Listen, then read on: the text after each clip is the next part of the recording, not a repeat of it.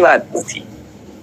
ગુરુજી હતા વારાણસીના કાશીરાજ, એને એટલું બધું માનતા હતા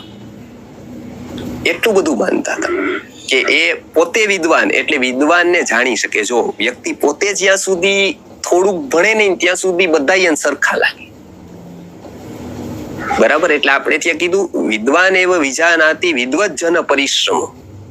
કોઈક વિદ્વાન જ ઓળખી શકે કે વિદ્વાન થવામાં પરિશ્રમ કેટલો જોઈએ. વિદ્વાન એવ વિજાનાતિ વિદ્વજ્જન પરિશ્રમ નહીં વંધ્યા વિજાનાતિ ગુર્વી પ્રસવ વેદના.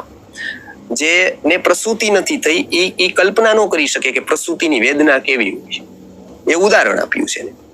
એ નો જાણી શકે, પણ જેને છે એ જાણી શકે. એમ જ્ઞાન માટે મહેનત કરેલી હોય એ જાણી શકે કે એમાં કેટલી મહેનત હોય, કેવી રીતે કોક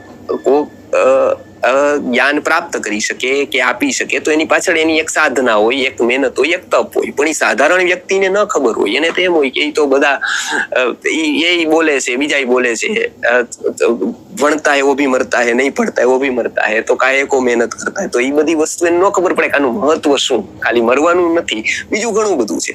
તો બંને વચ્ચે એવું થયું કે ખૂબ માને પછી વસ્તી